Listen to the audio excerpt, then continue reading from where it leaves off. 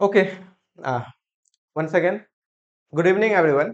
आज हम लोग देखने वाले हैं लास्ट लेक्चर किसका, मैट्रिसेस का, जो कि आपका जैम मैथमेटिकल स्टैटिस्टिक्स यानी कि एमएस का जो सिलेबस है मैट्रिसेस का वो है डायगोनलाइजेबल, और उससे रिलेटेड क्वेश्चंस करेंगे। ठीक है, क्वेश्चंस वही है आपके सीएसआर नेट गेट वाले ही हमने पिक किया, जैम वाले पिक नहीं किए हैं। ठीक है, और आई थिंक आपका टेस्ट 5 भी बहुत किसी ने दे दिया, बहुत किसी का भी बचा हुआ है, तो जो भी है आप जल्दी से उसको कंप्लीट कर लो। आई थिंक आज ही या कल ही तक लास्ट डेट है, और फिर कल से या तो हम वेक्टर स्पेस चलेंगे, और नहीं तो स्टार्टिंग के आधे घंटे पहले हम ये करने वाले हैं टेस्ट 3, 4, 5, 3 दिन डिस्कशन और फिर 1 घंटे क्लास करेंगे। ठीक है ना, तो फिर डिस्कशन कर लेंगे। इससे अच्छा पहले जिन्होंने भी टेस्ट नहीं दिया अभी तक, टेस्ट वो कंप्लीट कर लेंगे। ठीक है, और जिन्हें जो लेट से ज्वाइन किए हैं वो आप स्टार्टिंग के आधे घंटे वो छोड़ सकते हो, क्योंकि वो फिर डिस्कशन हो जाएगा तो फिर आप टेस्ट दोगे तो मजा नहीं आएगा, है ना।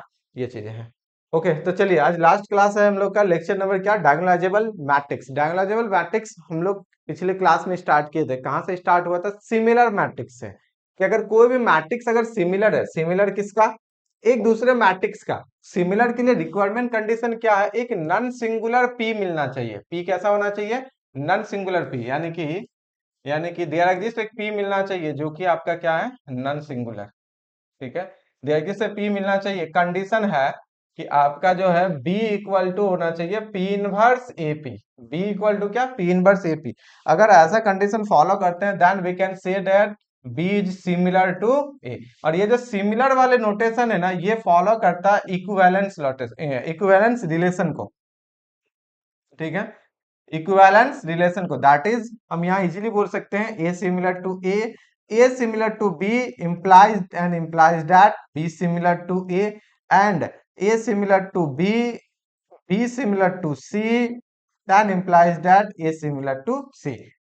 सिमिलर जो है, ये जो सिमिलरिटी है ये इक्विवेलेंस रिलेशन को फॉलो करता है। ठीक है, जैसे कि कॉन्ग्रुएंस मोडुलो एन भी इक्विवेलेंस रिलेशन को फॉलो करता है, that is reflexive symmetric transitive. और रिलेशन हम लोग बेसिक मैथमेटिक्स में भी देखें बहुत अच्छा से क्या होता है ना, ये चीजें हैं। तो यहाँ पे हम लोग बोल सकते हैं इसका मतलब अब चाहो तो ऐसा भी लिख सकती हो, P B P inverse equal to A, then also B similar to A. अब क्या करो, प्री एंड पोस्ट मल्टीप्लाई कर देंगे पी एंड पी इनवर्स से, क्योंकि पी नॉन सिंगुलर है।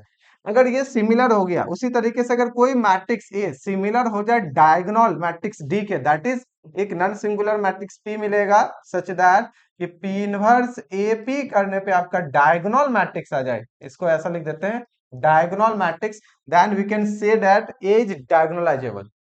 ये क्या हो जाएगा, डायगोनलाइजेबल, है ना। वहीं से आया था, कहां से, सिमिलर से ही हम लोग इसको लेके आ रहे थे।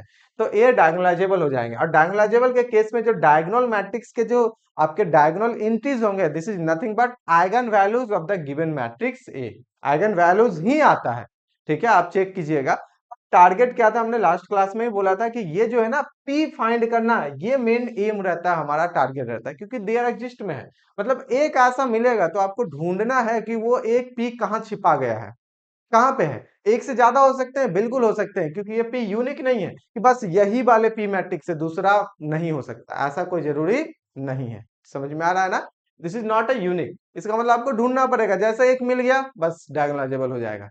ढूंढना आसान नहीं होता है, इसके लिए हमने आपको क्या बताया था, एक क्वेश्चन दिए थे कि अच्छा जितने आइगन वैल्यूज हैं उसके करस्पॉन्डिंग हम लोग अलजेब्रिक मल्टीप्लिसिटी और जियोमेट्रिक मल्टीप्लिसिटी फाइंड करेंगे।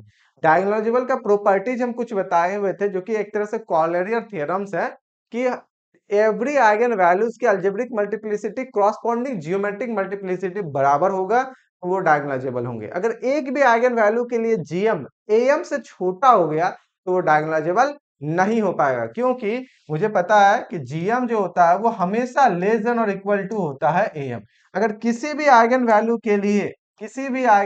के लिए अगर जीएम छोटा हो जाए स्ट्रिक्टली, जीएम छोटा हो जाए स्ट्रिक्टली, तो वो कभी भी डायगोनलाइजेबल नहीं होगा, क्योंकि sum of all algebraic multiplicity of eigen values के इक्वल होना चाहिए sum of all geometric multiplicities of eigen values. तो सम भी करिएगा तो कोई फर्क नहीं पड़ेगा, क्योंकि एक भी छोटा हो गया तो ये तो कभी दूसरे आइगन वैल्यू के लिए बड़ा हो नहीं सकता है, क्योंकि ये तो जनरल कंडीशन है।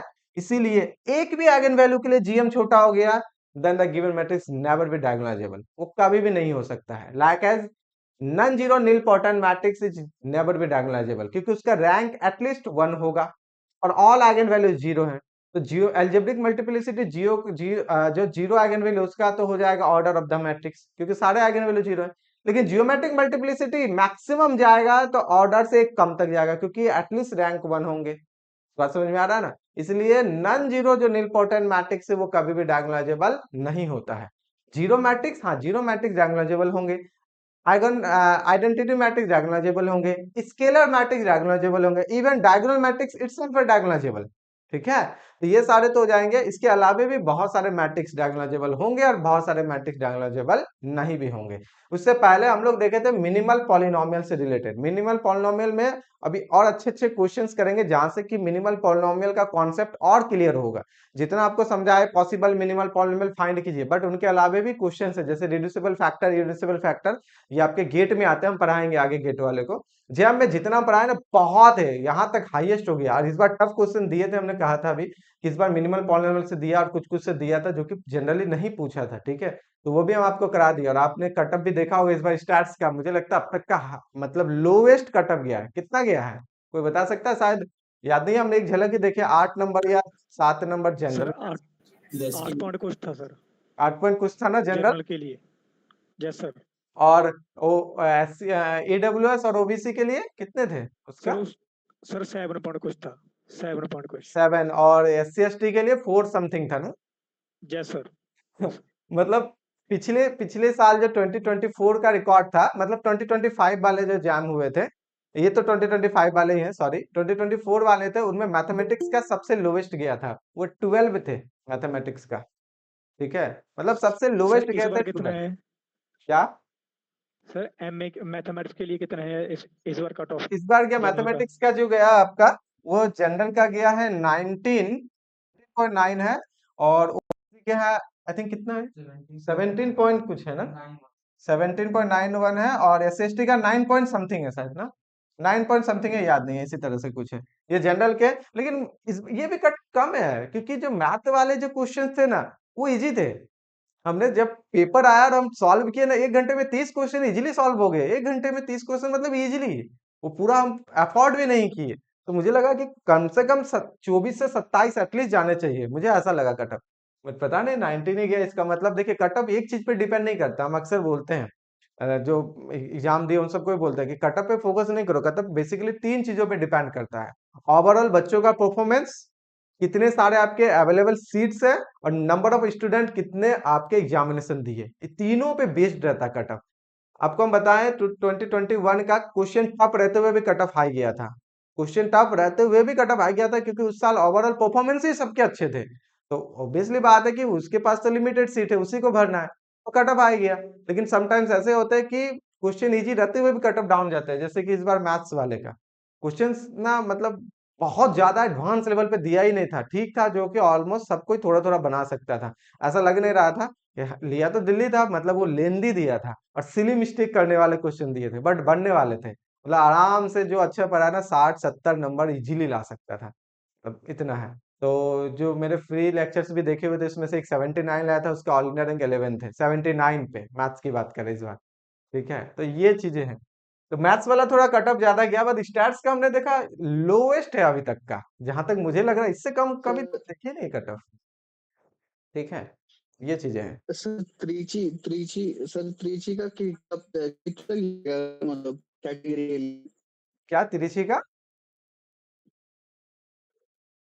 कैटेगरी के लिए प्रीवियस दस आवाज दस तक आवाज गया आपके था ना। ब्रेक हो रहे हैं, थोड़ा सा आवाज ब्रेक हो रहे हैं मुझे, मैं समझ में आया तो।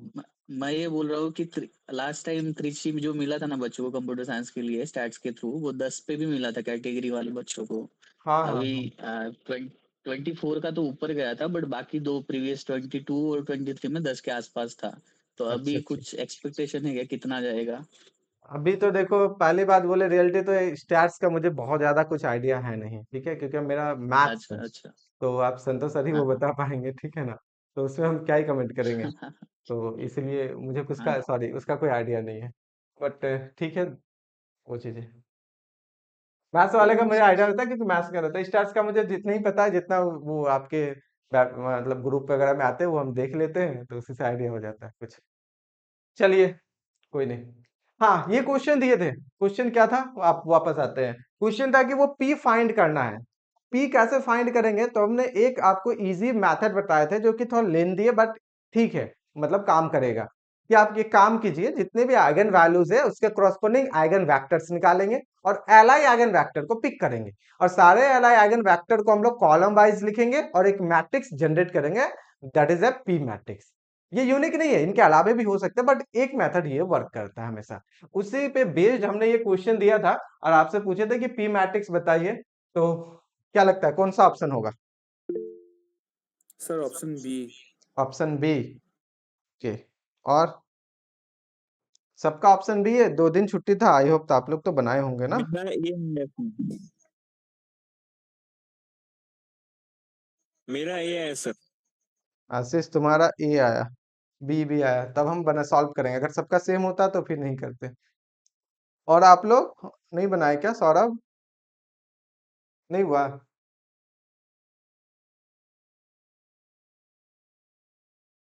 नीरज आप न्यू ज्वाइन किए हैं क्या?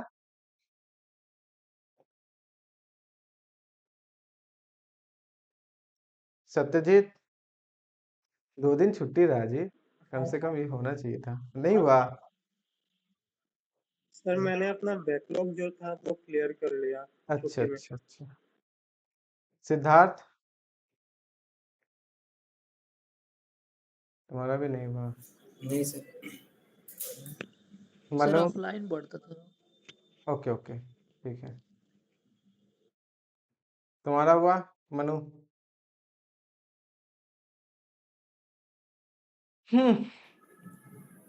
देखो ए और बी, अच्छा ए और बी में चेंजेस क्या है? ये वाले तो सेम है, ओके। ये वाले भी सेम है, ओके। ये वाले डिफर है ना, ये वाले डिफर है आपके और इसमें ये डिफर है। तो ये सबसे पहले चलिए थोड़ा सा मुझे ये बता दीजिए, ये जो आइगन वेक्टर है कौन सा आइगन वैल्यू के लिए है? लैम्डा बराबर किसके लिए? 0 2 1 किसके लिए है? पहला वाला 0 के लिए। ये वाले किसके लिए? लैम्डा इक्वल टू बताइए। 101 सर वो लैम्डा इक्वल टू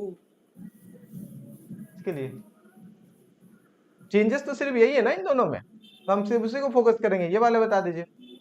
तो सर बी है, बी है। मैं ए सोच लिया था उसको, ऊपर वाले को। अच्छा ए सोच लिए थे ऊपर, अरे नहीं जी ये बी है, यहाँ ए है। मैं ए सोच लिया था। अच्छा बी होगा तब तो फिर हम छोड़ देते हैं, ठीक है। अगर सबसे हो गया है तो छोड़ देंगे, अगर नहीं हुआ है तो बोलो तो ही हम सॉल्व करेंगे, उससे क्या करेंगे इतना सारा। आपकी आवाज नहीं आ रही है, कुछ बोल रहे हैं तो।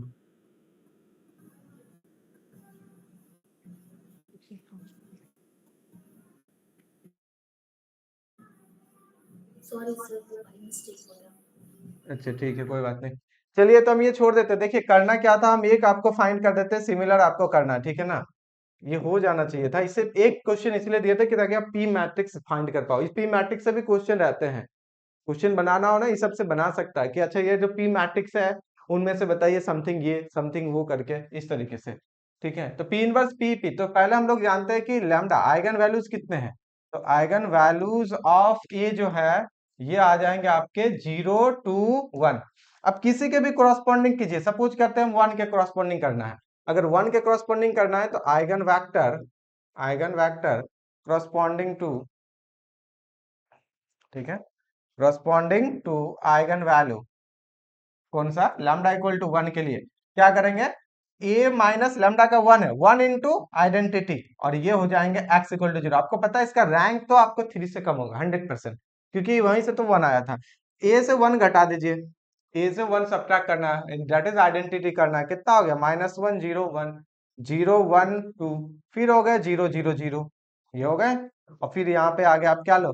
x तो x y z ही ले लो, ज्यादा अच्छा रहेगा। आपको पता है कि इसका रैंक कितना होगा? रैंक 2 होंगे, है ना, इजिली। तो रैंक 2 है, that is 1 LI solution, that is 1 LI vector. एक एलआई वेक्टर होगा, सिंपली हम डायरेक्ट यहां से आ रहे हैं।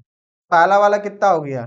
-x, उसके बाद +z, -x 0 into y plus z equal to 0। तो इसका मतलब हो गया x बराबर z, ओके।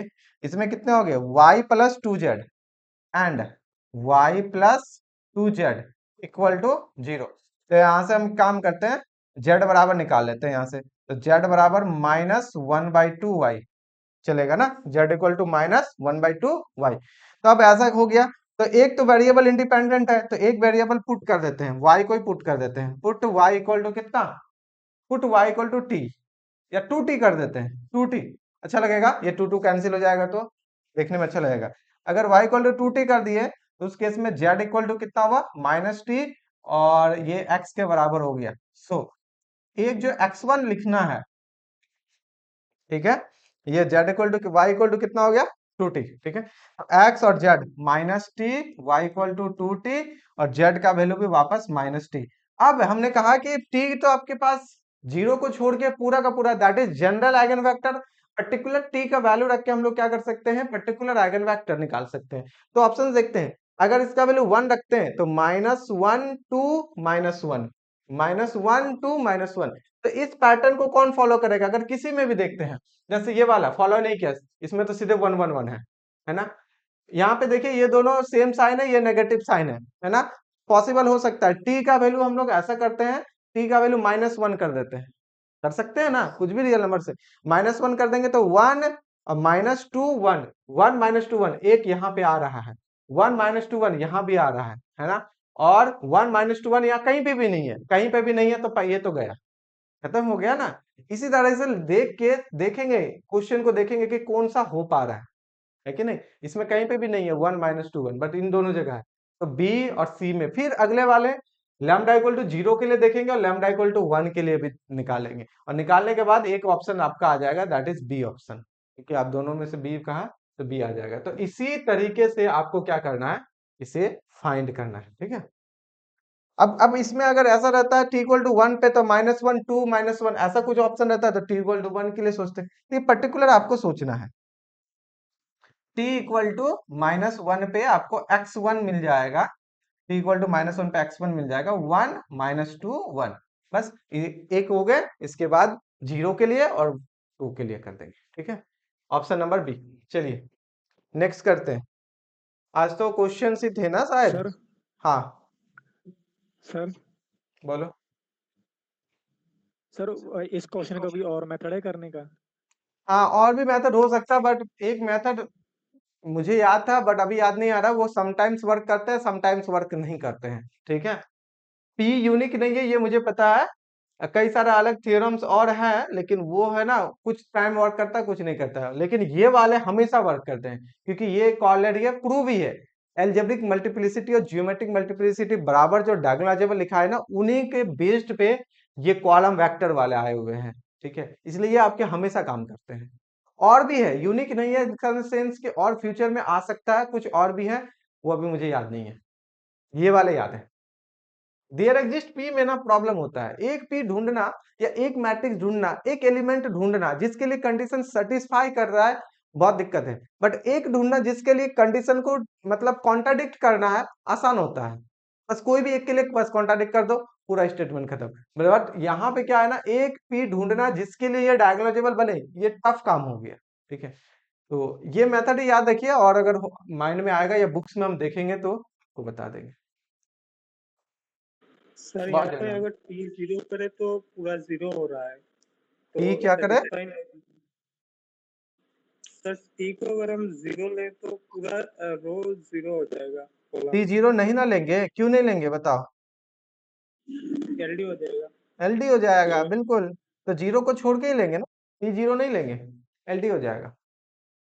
चलिए check the matrix is diagonalisable और नॉट, बताइए अगर डायगोनलाइजेबल है नॉन सिंगुलर मैट्रिक्स भी फाइंड करना है, ये हम नहीं फाइंड करेंगे, ये आपको फाइंड करना है सेम तरीके से और आंसर करना है मुझे, बस मुझे पहले ये बताइए कि ये डायगोनलाइजेबल होगा या नहीं होगा, उसके बाद आपको पी फाइंड करना है, पहले ये बताइए ये डायगोनलाइजेबल होगा कि नहीं होगा।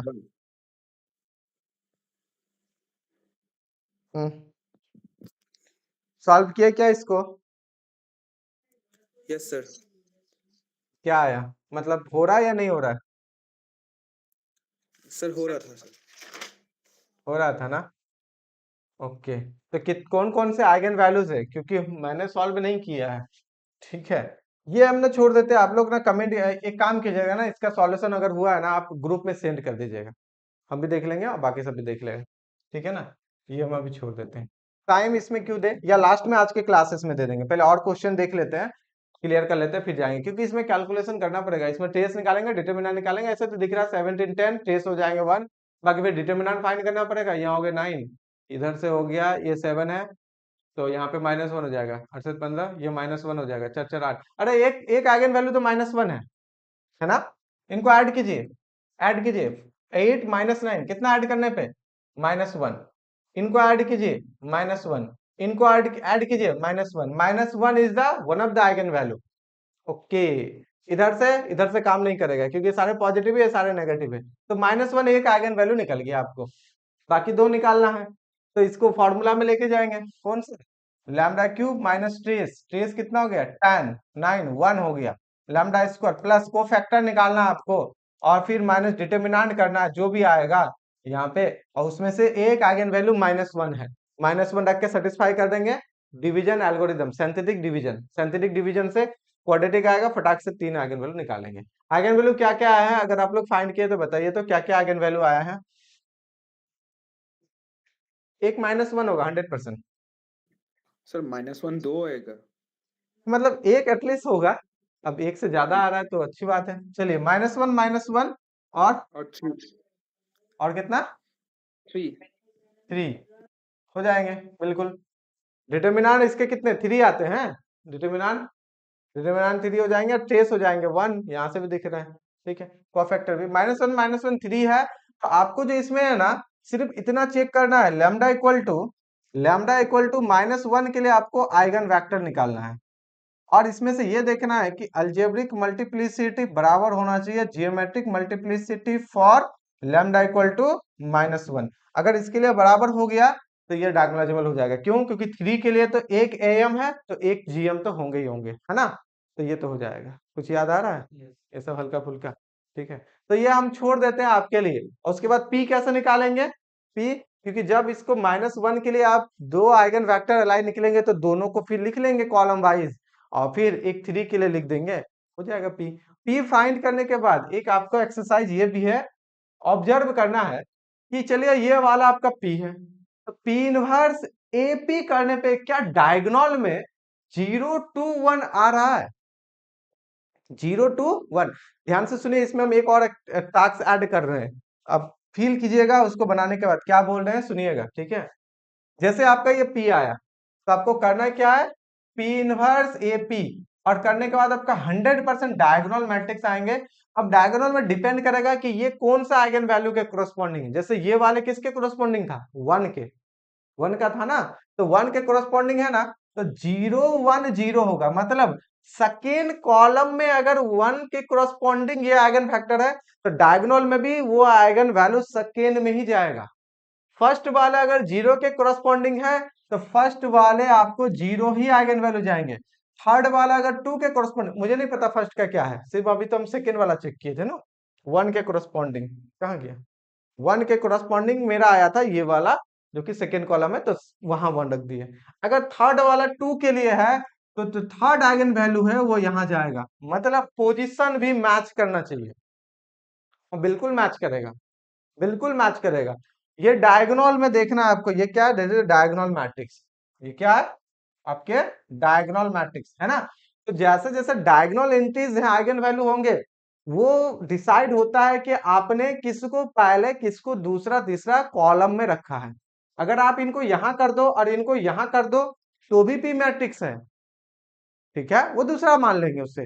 उसके क्रॉसपॉन्डिंग ये जो 1 है ना, यहाँ आ जाएगा, और ये जो 0 यहाँ आ जाएगा। जैसे आप इन कॉलम्स का इंटरचेंज करोगे, उसके क्रॉसपॉन्डिंग आपके डायगोनल मैट्रिक्स में डायगोनल एलिमेंट्स भी इंटरचेंज करेंगे, ये ध्यान रखिएगा, ठीक है। तो ये आप ना खुद फील कीजिएगा। जैसे चलिए इस पे थोड़ा रिसर्च करते हैं, देखते हैं क्या हो रहा है। बिल्कुल वो होगा।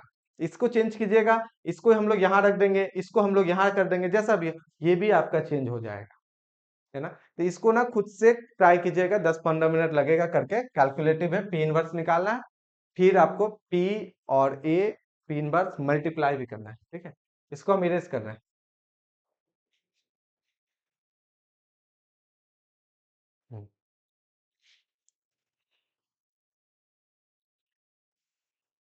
कुछ पॉइंट्स है ऐसे आप लोग पढ़ चुके होंगे, फिर भी हम एक बार ये देख लेते हैं। A and B are n rowed square matrix. What do you mean by n rowed? इसका मतलब क्या हुआ? बिल्कुल, आप लोग बताइए तो। सर n क्रॉस n का मैट्रिक्स होगा। बिल्कुल, n क्रॉस n का matrix. N rowed that is n cross n के मैट्रिक्स।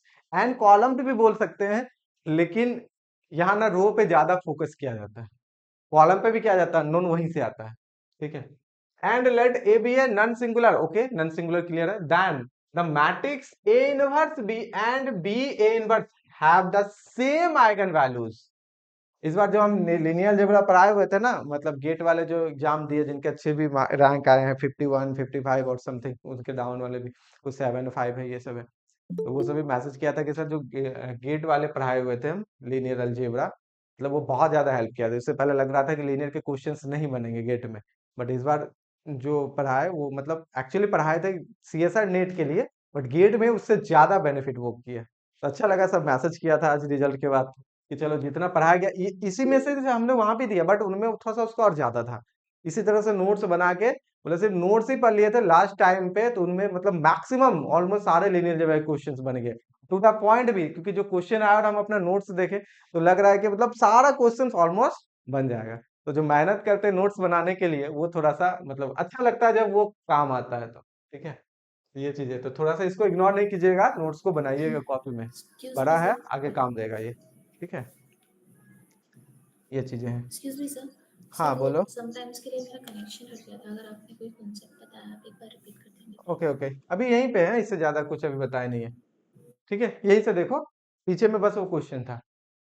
कोई भी ए और बी एंड्रॉइड स्क्वायर मैट्रिक्स है, तो अगर ए अगर आपका नॉन सिंगुलर है, कोई एक नॉन सिंगुलर हो जाए, तो कहता है कि ए इनवर्स बी करो या बी ए इनवर्स करो, दोनों का जो है ना आइगन वैल्यूज वो सेम होगा, सेम टू सेम होंगे दोनों के आइगन वैल्यूज, ठीक है, कोई फर्क नहीं होगा।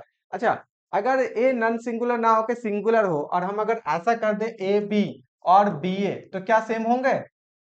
कोई भी दो मैट्रिक्स है A and B, square matrix है, तो क्या eigen value of A B and eigen value of B A क्या सेम होंगे? ये भी सेम हो जाएंगे। नो सर, फिर कैसे होंगे? क्या नहीं होंगे सेम? आइगन वैल्यूज की बात कर रहे हैं, मैट्रिक्स सेम थोड़ी होंगे, मैट्रिक्स तो चेंज भी हो सकते हैं, क्योंकि कॉम्पिटिटिव लॉ को थोड़ी फॉलो करता है, लेकिन आइगन यस सर, वैल्यूज, मैंने वहीं से बताया। आइगन वैल्यूज नहीं भी होंगे, बिल्कुल नहीं होंगे। हो सकता है कि ये आपके नल मैट्रिक्स हो जाए, बट ये नल मैट्रिक्स कभी हो ही ना, है ना। हो सकता है इसमें डायगोनल एंट्रीज आ जाए, या डायगोनल एंट्रीज कभी नहीं आएंगे, लाइक एज जैसे ये वाले क्यों हो पाते हैं पता है? क्योंकि इसको ना हम लोग सिमिलर में एक दूसरे का कर सकते हैं, बट ये वाले नहीं होंगे। जैसे कि एक आपको ए देते हैं ऐसा 0 1 0 0, और एक आपको बी देते हैं 0 0 1 0, प्रोडक्ट कीजिए ए बी, कितना हो गया? 1 0, कितना हुआ? 1 0 0 0, हाँ या ना? इसका ट्रेस कितना है? 1 है। और बी ए प्रोडक्ट कीजिए, बी ए 2 1 है, 1 1 1 2। अच्छा, ये तो आपके यहाँ चला जाएगा ना, ये यहाँ पे रुक जाओ रुक जाओ, ऐसा सर करते हैं ना। आपने एक जगह पे लिखाया था कि ए बी अगर two square matrices of same order then हाँ they have the same set of हाँ आइगन हाँ हाँ वैल्यू। हाँ हाँ, रुक जाओ, बिल्कुल बिल्कुल, दो मैट्रिसेस वो सिमिलर हो जाएंगे, वो हम ऐसा लिखे थे कि दोनों का प्रोडक्ट आइगन वैल्यू सेम होगा अगर उनके ऑर्डर सेम है, ऑर्डर सेम है और वो मल्टीप्लीकेशन एग्जिस्ट करता है, वही वाले बात बोल रहे हो ना आप? हाँ यस सर। ठीक है, हाँ बिल्कुल हो जाएगा हो जाएगा। मैट्रिक्स सेम नहीं होंगे, मैट्रिक्स सेम नहीं होंगे, बट आइगन वैल्यू सेम हो जाएंगे, हो जाएंगे जी, यहाँ भी हो जाएंगे, ठीक है। वो मैट्रिक्स वाले माइंड में चला गया, सॉरी। उस केस में भी हो जाएगा अगर B non A non singular ना हो। नॉर्मली अगर ए बी का बोलना हो और बी ए का बोलना हो, तो उस केस में भी दोनों के आइगन वैल्यू सेम हो जाएंगे, हाँ ठीक है। चलो, और उसका दूसरा स्टेटमेंट क्या कहता है इसमें? तो खैर इसको तो हम डायरेक्ट सिमिलर से कर सकते हैं, क्योंकि ए जो है आपके नन सिंगुलर है, उसके बेस पे A and B are non-singular sir matrix of order n, then the matrix A, B and B are similar। अगर दोनों का दोनों नॉन सिंगुलर है, उस केस में भी ये सिमिलर हो जाएगा। हाँ बोलो। सर जो आपने पहले वाला बताया और ए बी और बी ए का आइगन वैल्यू सेम हो जाएगा, सर उसमें ए और बी दोनों में से कोई डिटरमिनेंट जीरो हो सकता है क्या? डिटर्मिनेंट जीरो, हाँ डिटर्मिनेंट जीरो हो सकता है, क्यों नहीं हो सकता है, क्योंकि डिटर्मिनेंट के केस में तो दोनों बराबर भी होता है, तो बिल्कुल डिटर्मिनेंट जीरो हो सकता है, डिटर्मिनेंट जीरो हो सकता है। ठीक है, हो क्यों रहा है? एक सेकेंड ना, मुझे लिंक शेयर करना है थोड़ा सा। डिटर्मिनेंट जीरो हो सकता है बिल्कुल, अब इसको पढ़िए तब तक। सॉरी, आज वो क्लास में जो अटेंशन है ना वो थोड़ा सा कम आ रहा है। कल का क्लास इंपॉर्टेंट होगा, मजा आने वाला है, तो सब ज्वाइन करेंगे, ठीक है ना। जो आज नहीं किया मैसेज कर देंगे, कल से न्यू है, वो अच्छा लगेगा, कुछ नया चीजें हम लोग सीखने वाले हैं। मतलब वेक्टर स्पेस होगा, ठीक है, उसके एप्लीकेशन भी बहुत है।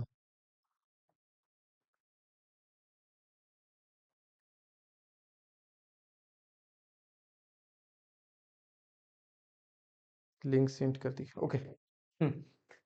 अगर A non zero nilpotent, तो ये तो हमने ऑलरेडी कर दिया, इसको क्या करना है, इस can not be similar to diagonal matrix, ये तो ऑलरेडी डन है, ठीक है, लास्ट क्लास ही कर दिए थे।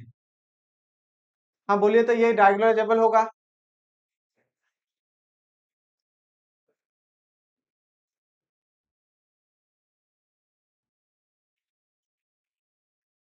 इसके आगे लेक्चर्स हुए नहीं हुए हैं।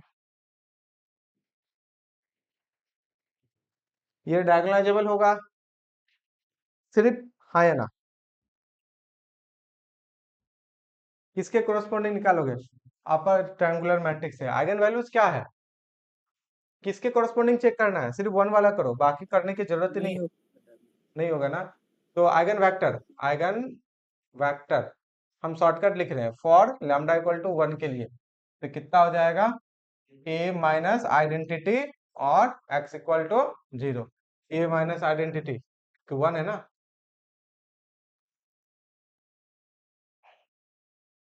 नहीं होगा सर। नहीं होगा, रैंक कितना हो गया, 2, गया खेल खत्म, नहीं होगा। रैंक 1 चाहिए था ना जी, 2 LI सॉल्यूशन चाहिए, यहाँ से रैंक कितना हो गया इसका, ये तो इजीली दिख रहा है, ये 0 हो जाएगा, फिर भी लिख देते हैं जब कर ही रहे हैं तो। 0 5 7 0 0 2 एंड 0 0 0, राइट। यहाँ पे हो जाएंगे एक्स वाई जेड और एक्स, सॉरी नहीं होगा। इसका मतलब rank of A minus identity का, ये तो हो गया आपके 2 less than 3, 3 minus 2 equal to 1, LI solution, that is आपके हो गए geometric multiplicity of lambda equal to 1 के लिए कितना हो गया, 1 ही हो गया, which is not equal to algebraic multiplicity of lambda equal to 1, that means कि A is not diagonalizable, not diagonalisable.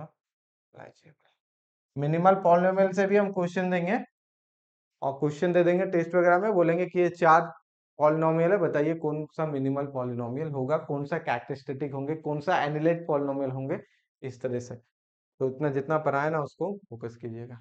For what value of A B C matrix is diagonalizable, for what value क्या होना चाहिए, बोलिए महारथियों फटाफट। तुम्हारा रिकॉल हो रहा है कुछ सब, हाँ ये चीजें बोलो। हेलो, अभी हम क्लास ले रहे हैं, ठीक है, हम 9 बजे के बाद तुम्हें कॉल करते हैं, ओके ओके।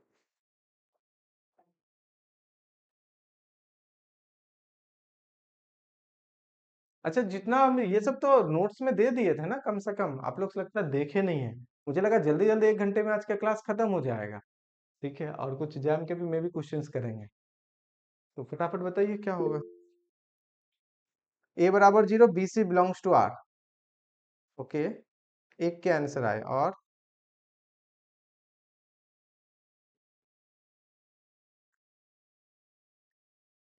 ए बराबर 0, B C belongs to R, Ashish देखे थे कि नहीं।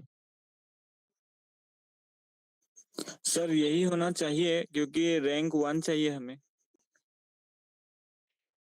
डायगोनलाइजेबल के लिए रैंक 1 चाहिए, अच्छा 1 के कोरस्पोंडिंग के लिए बोल रहे हो, आइगन वेक्टर। हाँ सर, 1 के कॉरस्पॉन्डिंग रैंक 1 चाहिए, तो यहाँ पे ए बी सी और 1 बच जा रहे हैं, तो ए को 0 करने से रैंक 1 आ रहा है।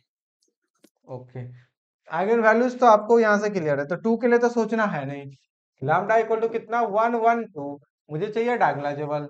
2 के लिए तो एम जी एम बराबर होगा लैम्डा इक्वल टू 1 के लिए देखेंगे, फॉर लैम्डा इक्वल टू 1 के लिए ये शॉर्टकट लिख रहे हैं, रफ है ना, ए आइगन वेक्टर कर रहे हैं, ए माइनस आइडेंटिटी 1 इंटू आइडेंटिटी होता है।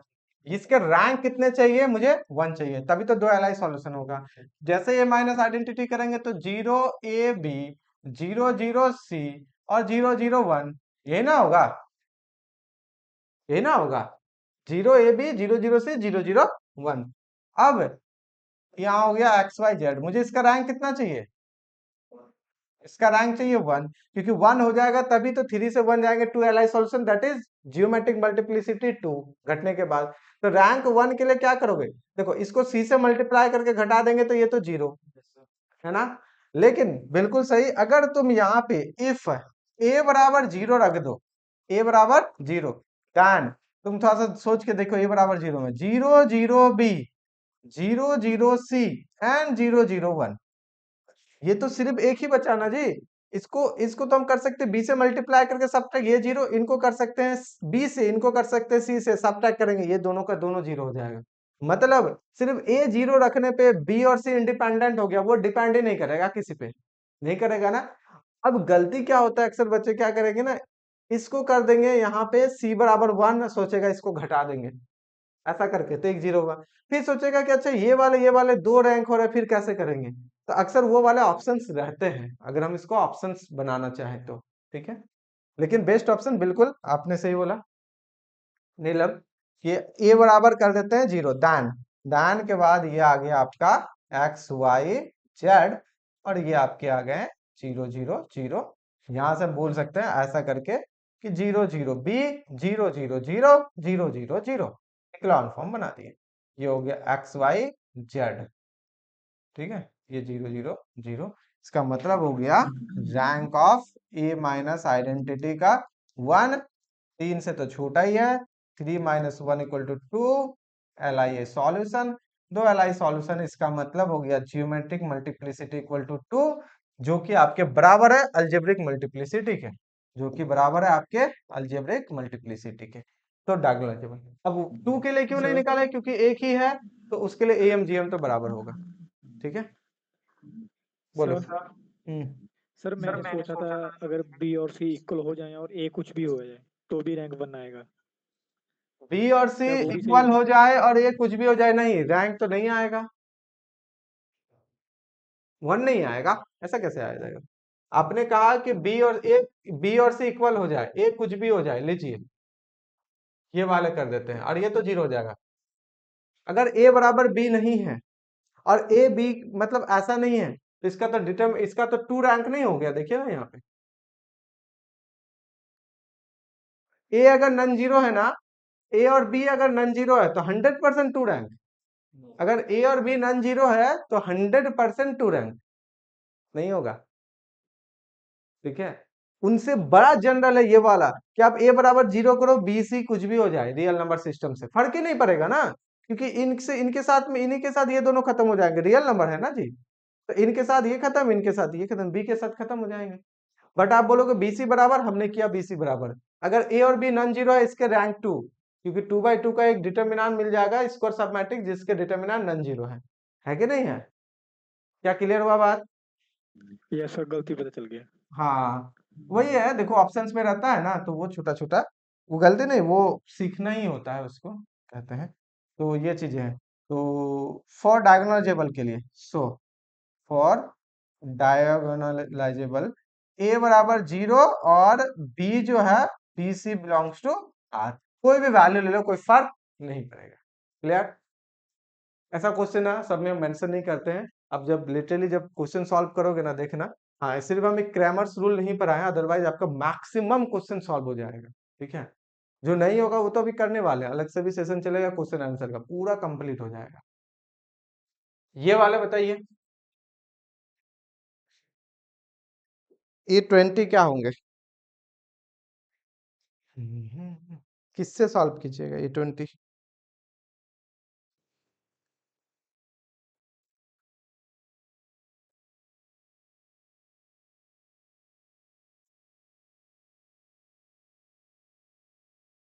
एक स्टेटमेंट है, वो शायद हम आपको नहीं लिखाए हैं, उसी पे बेस्ड ये क्वेश्चन दिए थे, और नहीं तो फिर आपको ये टफ पड़ेगा। पहले आप बता दीजिए आपने कैसे किया।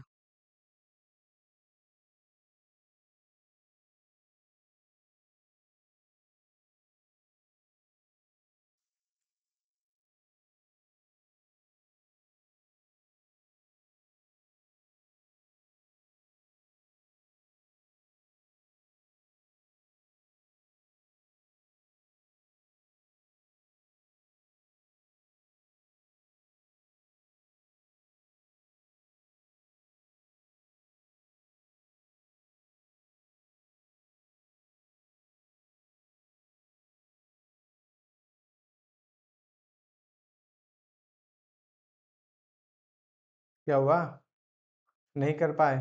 और कोई, और कोई? देखो दो तरीका है, एक जो ट्रिक है, ट्रिक तो नहीं है, मतलब स्टेटमेंट है, उससे कर सकते हैं, नहीं तो एक आइगन वैल्यू का हेल्प ले सकते हैं। आइगन वैल्यू का कैसे हेल्प लेंगे? 2/2 का है, तो 2/2 का देखिए एक आसान मेथड है, एक लॉन्ग मेथड है, तो सबसे पहले हम दोनों को डिस्कस करेंगे, ठीक है।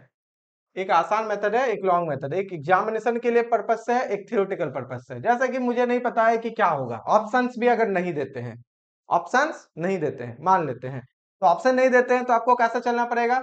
या तो आप एक काम कीजिए, traditional method A² A4 A6, या A4 के बाद A8 A16, फिर उसको A4 से मल्टीप्लाई करेंगे, A20 आएगा जो कि लंबा जाएगा, एक ये मेथड। इनसे थोड़ा सा छोटा क्या होगा? With the help of eigen values. तो आइगन वैल्यू का कैरेक्टरिस्टिक कितना होता है? तो हम लोग को पता है कि अगर CX करते हैं तो हो जाता है कितना? x² माइनस ट्रेस, कितना है जी ट्रेस? 2 है ना, 2x, और प्लस डिटर्मिनेंट बोलो कितना है? -3 + 4, ये ना है जी। तो आपको पता है कि CA करने पे क्या हो जाएगा? Null matrix. तो कितना हो गया बोलो? A² माइनस 2A और plus A equal to null matrix, है ना? ठीक है, A² माइनस 2A और डिटर्मिनेंट हो गए आपके 1। तो अब ये सॉरी सॉरी सॉरी आइडेंटिटी होगा जी, ये 1 है ना आइडेंटिटी। अब यहां से आप क्या करो? A² फाइंड करो, कितना हो जाएगा? 2A माइनस आइडेंटिटी, है ना? मुझे कहां तक पहुंचना है? A20 तक। ये आपके पहले वाले मेथड से थोड़ा सा इजी रहेंगे। पहले में A² कीजिए, 4 कीजिए, 8 कीजिए, 16 कीजिए, फिर A4 वाला से 16 को मल्टीप्लाई कीजिए, कई सारा मल्टीप्लीकेशन है। इसमें क्या है ना, अब इसको सीधे सीधे A4 कर सकते हैं। A4 कर देंगे तो कितना हो जाएगा बोलो? 2A माइनस आइडेंटिटी का स्क्वायर किए ना, तो ये कितना हो गया बोलो? 4A² plus identity minus 4A। तो A² का वैल्यू यहां से फिर उठा के पुट करेंगे, कितना आ जाएगा? A² का वैल्यू पुट करो, 2A minus identity plus identity minus 4A। इसमें कैलकुलेशन पहले वाले से थोड़ा कम रहेगा। यहाँ पे कितना हो गया? 8A से 4A गया, कितना हो गया? 4A, ओके, माइनस 4 सर ए आइडेंटिटी ऑप्शन प्लस आ रहा है क्या? आइडेंटिटी कितना होगा? हाँ, क्या सर बोले? ए ऑप्शन आ रहा है क्या सर? ए ऑप्शन, ठीक है देख लेते हैं, ये वाला आ गया, ठीक। अब इसमें क्या करेंगे ना, ये आपका A4 निकला, एक काम कीजिए A8 कीजिए, तो फिर आपके 4A माइनस 3I का स्क्वायर। तो पहला वाला मेथड से तो मैट्रिक्स को मल्टीप्लाई करने से अच्छा है कि यही वाला करो, समझ में आ रहा है ना?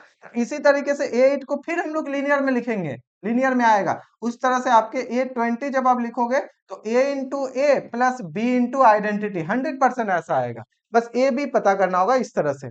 अब आपको A पता ही है, आइडेंटिटी पता है, मल्टीप्लाई करके कर दीजिएगा, A20 आ गया। ये हुआ दूसरा मेथड। पहला भारी भरकम कौन सा है? जो कि नॉर्मल दिया गया है, कुछ नहीं लगाना, बेसिक 11 12 के प्रॉपर्टी से A² 4 6 8 करके कर लेना है। दूसरा, with the help of eigen values या कैरेक्टरिस्टिक पॉलिनोमियल। केले हैमिल्टन थ्योरम कहता है मैट्रिक्स सेटिस्फाई करता है। तो ऐसा किए, A4 निकाले, फिर उस तरह से A8 करेंगे, फिर 16 करेंगे, फिर 4 वाला से मल्टीप्लाई करके ले लेंगे। इसमें कैलकुलेशन थोड़ा कम होगा। ये हुआ, फाइनली आएगा A भी कुछ निकलेगा और उसको मल्टीप्लाई कर देंगे A से, B को आइडेंटिटी से या जोड़ देंगे, तो इनमें से कोई एक ऑप्शन आ जाएगा। समझ में आया ना? दो मेथड।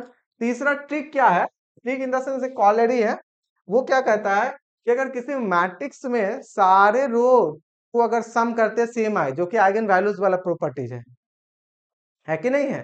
सारे रोज को अगर सम करने पे सेम आता है तो उस मैट्रिक्स का पावर आप जितना कीजिएगा ना, ठीक है, तो उस मैट्रिक्स का पावर करने के बाद जो मैट्रिक्स बनेगा उनमें भी सम करने पे तो सेम का पावर हो जाएगा। दैट इज हम ऐसा लिखते हैं यहाँ पे इस जगह पे एक ऐसा करके नोट कर देते हैं।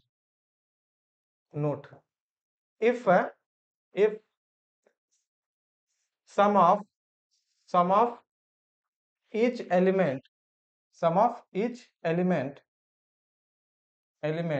of rows are same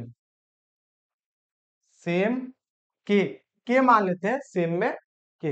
if sum of each elements of rows का first row, second row, third row अलग अलग, वो सारा सेम है, सेम। और सेम में हमने क्या किया के, हम मान लेते हैं कि ये के है। सी देन, ठीक है, then sum of each element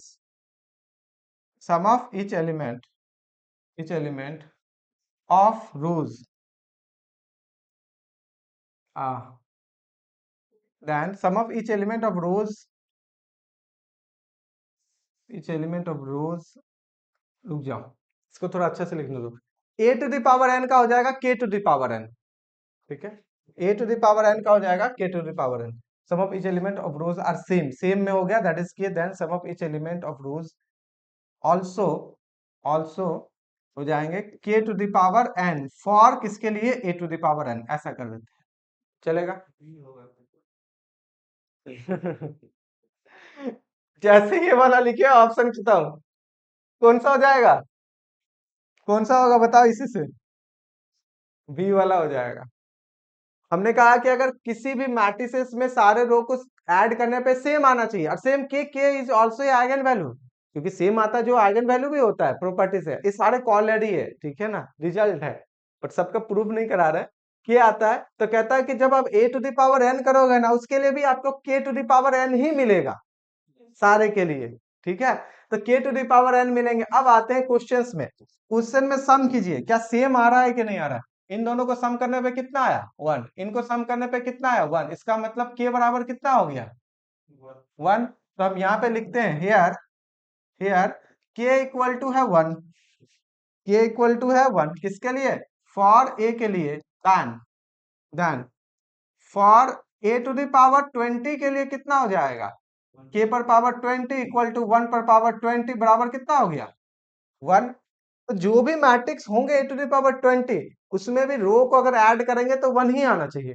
अगर यहाँ 3 होता तो 3 पर पावर 20 करते, अगर यहाँ 2 होते तो 2 पर पावर 20 करते। बात समझ में आ रहा है ना। Also 1 is the eigen value, इन दोनों को ऐड करने पे 1 आया था, इन दोनों को ऐड करने पे 1 आया था। Also 1 is the eigen value of the given matrix. एक आइगन वैल्यू तो 1 भी है, यहीं से तो दिख जाता है कि नहीं है। 1,1 है, दोनों 1 ही है, बट एक तो 1 हम ऐसा बोलेंगे, ठीक है। तो एक ही दिख रहा है, इन दोनों को ऐड करो तो कितना हो गया 81। 1 आया नहीं आया, 1 आया नहीं आया, 1 आया, हाँ बिल्कुल 1 आया, 1 आया आया। ये वाले इधर तो 1 आ रहे बट इधर 1 नहीं आ रहे, इसमें भी नहीं आ रहे, इसमें आ रहे हैं, तो दोनों में चाहिए ना जी, दोनों में एक ही ऑप्शन है, ऑप्शन नंबर बी। 3 तरीका हुआ, बताइए समझ में आया कि नहीं आया। सर मैंने सर आइगन वैल्यूज की हेल्प से किया था, मेरे आइगन वैल्यूज 1 and 1 आ गए थे, 1 और तो मैंने सर 1 1 ही आ गए थे आइगन वैल्यूज। हाँ ठीक। तो सर जैसे मैंने ए में जो ए ऑप्शन है उसके आइगन वैल्यूज निकाले तो सर उसके 1 1 आ रहे थे ए ऑप्शन के। Yes sir. लेकिन वो उससे ये क्लियर नहीं ना होता है कि आपके वो मैट्रिक्स हो जाएंगे, ऐसा तो नहीं है। अलग अलग भी तो मैट्रिक्स हो सकते जिसके सेम आइगन वैल्यू हो, है ना, अलग अलग भी मैट्रिक्स हो सकते हैं, उस हिसाब से आप इसके भी निकालिए, इसके भी 1 1 होंगे, लेकिन सेम पोजीशन पे वही वाला एलिमेंट होगा, इसकी गारंटी आप कैसे करोगे, आइगन वैल्यू से नहीं कर सकते ना। आइगन वैल्यू से डायगोनलाइजेबल कर सकते हैं, आइगन वैल्यू से डायगोनल एंट्रीज का कर सकते हैं, बट पूरा मैट्रिक्स को थोड़ी कर पाएंगे। बस समझ में आ रहा है ना। शायद आपने रिजल्ट लिखाया था ये वाला, हाँ भी अगर ए मैट्रिक्स के तो जो लैम्डा होंगे तो उसी के कुछ भी पावर हो तो लैम्डा आइगन वैल्यू, वो आइगन वैल्यू आपका सही है, हमने बोला आइगन वैल्यू ए 1 1 जो है, इस तरह के बहुत सारे मैट्रिक्स को हम बना सकते हैं, लेकिन इसका मतलब वो मैट्रिक्स ही बराबर हो जाएगा उसका, इसकी गारंटी नहीं ना कर पाएंगे। बात जा रहा है ना, ठीक है, ये हम बोलना चाह रहे हैं। ये सिर्फ मैट्रिक्स की बात कर रहा है, ना कि आइगन वैल्यू की बात कर रहा है। अब इनको भी निकालो, आइगन वैल्यू 1 1 आएंगे, इनको भी निकालोगे, इनके भी निकालोगे 1 1 आएंगे, इनको भी निकालोगे 1 1 आएंगे। मे बी हम गारंटी नहीं कर रहे, क्योंकि इसका भी ट्रेस आपका 2 है ना। मे बी इनके भी 1 1 आ जाए, मे बी हम गारंटी नहीं कर रहे हैं, बहुत सारे आ जाएंगे, लेकिन इसका मतलब ये नहीं होगा कि वो मैट्रिक्स ही बराबर हो जाए, है ना। हमने बोला कि अगर a के लिए लैम्डा है तो a पर पावर k के लिए लैम्डा पर पावर k है, लेकिन हमने ये आइगन वैल्यू के लिए बोला है। मैट्रिक्स बराबर होने का मतलब पर्टिकुलर पोजीशन भी बराबर होना, वो नहीं हो पाएगा ना फिर। समझ में आ रहा है ना आप कहाँ गलती कर रहे हो सोचने समझ आ में? गया सर, समझ आ गया जैसे। हाँ, तो वो नहीं बोल सकते हैं, नहीं तो हम तो बहुत सारा ले लेंगे एग्जाम्पल। लाइक एज आप एक काम कीजिए 1 a 0 1, इसके आइगन वैल्यू 1 1 है। अब a को चेंज करते जाइएगा तो अलग अलग मैट्रिक्स बनेगा, तो जरूरी थोड़ी है कि इसका पावर ओवर कर देंगे तो यही वाला आएगा, जरूरी नहीं है। तो वो चीज है, क्लियर है। इसलिए हमने बोला दो तरीका, एक normal power power power, time लगेगा। दूसरा with the help of eigen value के इस तरह से लीनियर फैक्टर में बनाना है। समझ में आया? जैसे हम 4 तक किए ना, तुम 8 करो, फिर 16 करो, फिर 4 से मल्टीप्लाई, लीनियर फैक्टर। ए आपको पता है, आइडेंटिटी आपको पता है, ए और बी स्मॉल ए भी आप यहां से फाइंड कर सकते हो, जैसे 4 3 आया उस तरह से आएगा ही। मल्टीप्लाई कर देंगे 820 निकल के आ जाएगा। और नहीं तो ये वाले कॉन्सेप्ट याद रखिए, नोट इंपॉर्टेंट है कि अगर सम करने पे आइगन रोज के सेम आता है, एक पावर भी कीजिएगा तो उसका भी सेम आएगा। सेम में देखिए इसको कई सारे, इसको अगर आपको निकालने के सर यही वाले कैसे होंगे, तो वो भी तरीका है। जैसे कि आप लीजिए ए बी सी डी, इसको मानते हैं ए पर पावर 20, तो यहां से हम लोग ये बोल सकते हैं कि ए प्लस बी बराबर 1 हो जाएंगे, और C plus D.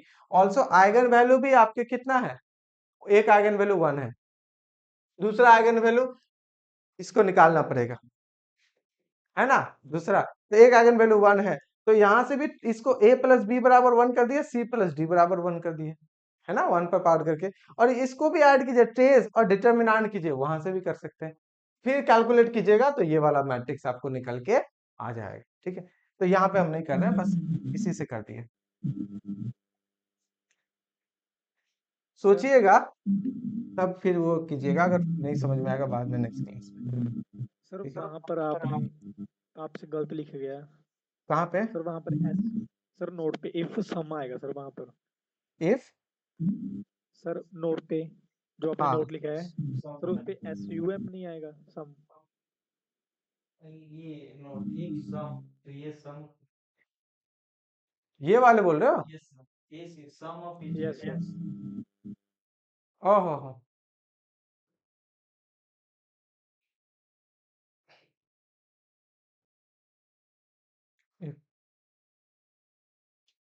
If some, अरे रुको एक सेकेंड, इसको थोड़ा अच्छा से लिखते हैं, लैंग्वेज अच्छा नहीं लग रहा। क्या बोल रहे हो तुम, बोलो तो। वही बोल रहा था। हाँ, क्या बोल रहे थे वो वाले, सेम वाले? सर वहां पर सम नहीं आएगा, एडिशन नहीं आएगा वहां पर। हाँ, एडिशन ही तो होगा, वो ऐड करने वाला, बिल्कुल। सम लिखने के जगह पे ना SUM कर रहे थे, ठीक है ना, तो सम हो गया था। अब ठीक है,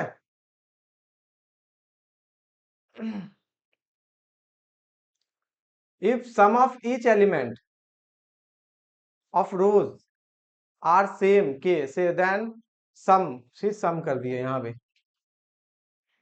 same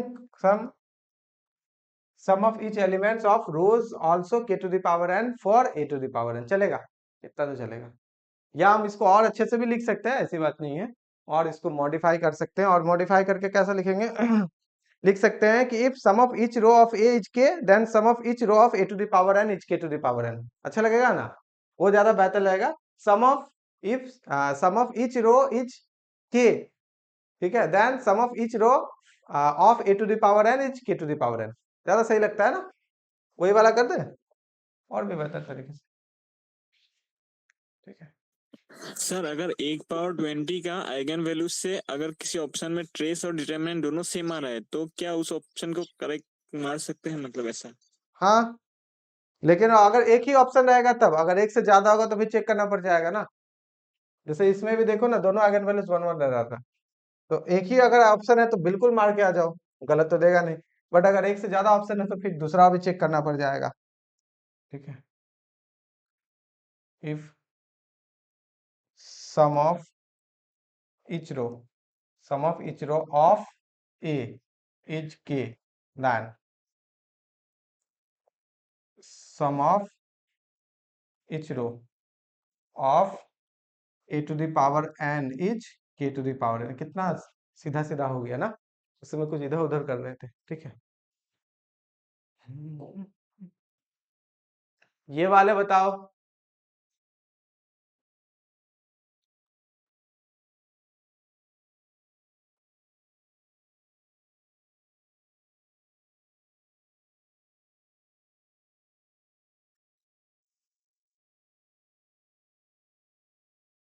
बोलो तो कितना होगा?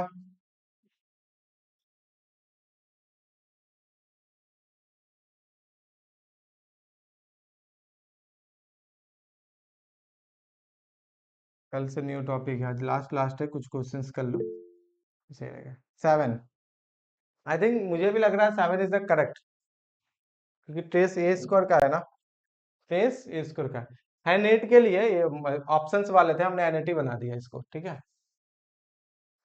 एनएटी नहीं है, ऑप्शंस थे इसके। जैसे कि आपको दिया गया डिटर्मिनेंट, तो लेट मान लेते हैं कि lambda 1 and lambda 2 are two eigen values, are two eigen values किसके लिए? फॉर ए के लिए, ठीक है। तो लैम्डा 1 प्लस लैम्डा 2 कितना हो जाएगा जी? 3 हो जाएगा, and lambda 1 into lambda 2 determinant कितना हो गया? 1। ट्रेस हो जाएंगे eigen values of A square कितना हो गया बोलिए? लैम्डा 1 का स्क्वायर और लैम्डा 2 का स्क्वायर। आइगन वैल्यूज बराबर होगा, लेकिन मैट्रिक्स में नहीं बोल पाएंगे। तो ट्रेस कितना हो जाएगा ए स्क्वायर का? बोलो।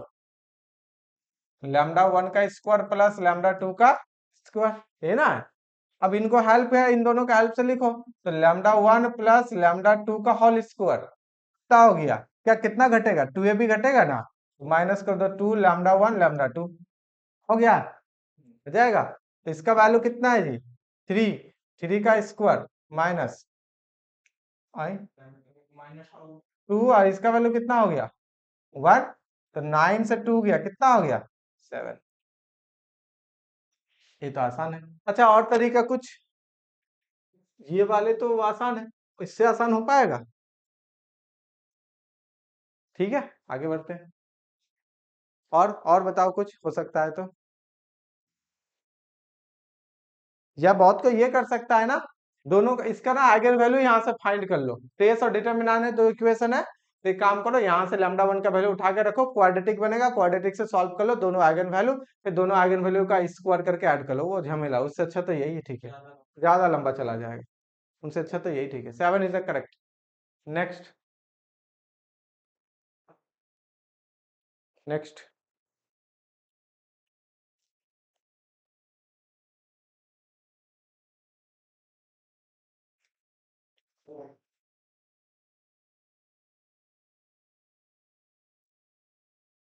m दिया गया है, given that 1 is an eigen value of m। आवाज क्या कर रहा है? Okay, which of the following statement is true? बोलिए, कौन सा स्टेटमेंट ट्रू होगा?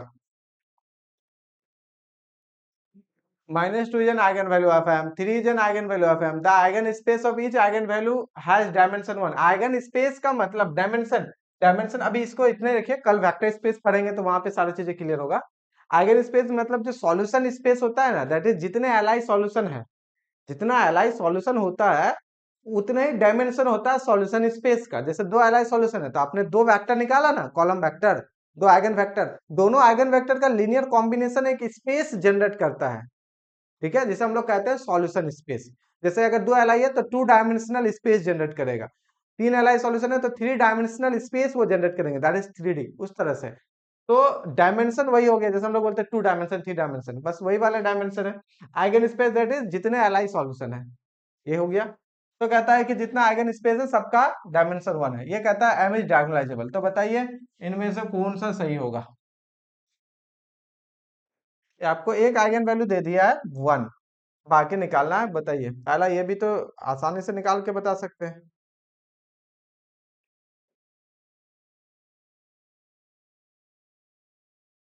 ए, आप ए बोल रहे हो सत्यजीत? नहीं सर, गलती हो गया, एक्चुअली -2 को ख्याल नहीं किया। अच्छा अच्छा, नहीं नहीं -2 है, बताओ, निकालो निकालो निकालो।